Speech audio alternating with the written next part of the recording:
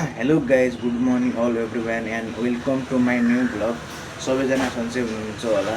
अनि म चाहिँ भर्खरै उठेको अनि सबैजनालाई चाहिँ आज ह्याप्पी शिवरात्रि। अब म चाहिँ अहिले भर्खरै उठेको। अब चाहिँ म फटाफट रेडी भएर अनि मेरो साथी पनि आउनेवाला छ। अहिले चाहिँ हामीहरू मन्दिर जाँदैछौँ।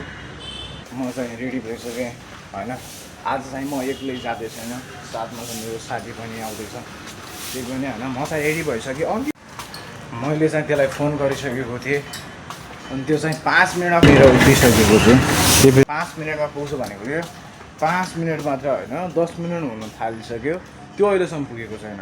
त्यो जहिले जहाँ जाँदा पनि जहिले नि लेटै गर्छ। कहिले त छिटो आउनु पर्ने हो नि त होइन, कहिले छिटो आउँदैन कि, सधैँ लेटै आउँछ क्या त्यो मान्छे।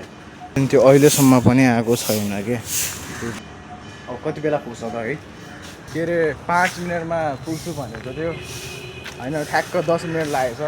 भर्खरै आयो यो चाहिँ। अब चाहिँ हामी चाहिँ वहाँदेखि रुमदेखि निस्किसक्यो। अब चाहिँ केही समयपछि लगभग हामीलाई 5 मिनट लाग्छ होला है। त नाम त सुनेकै होला होइन। त्यो हामी चाहिँ एउटा भाडापानी भन्ने ठाउँमा सिमनकोलमा जाँदैछौँ आज।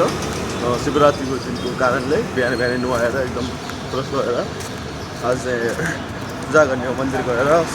बाँकीको भ्लग चाहिँ अब सिधै मन्दिरमा गएर आउँछु ल। मन्दिर पुगिसकेका छु। यता चाहिँ धेरै भिड छ।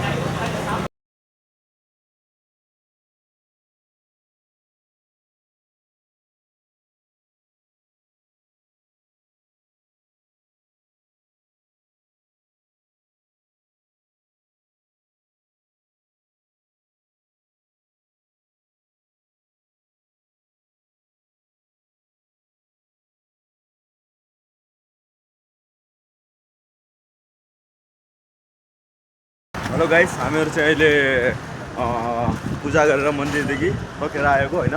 त्यो तपाईँहरूले कस्तो लाग्यो, आई होप तपाईँहरूलाई मन पऱ्यो होला भिडियो। धेरै मिहिनेत गर्छ केटोले होइन।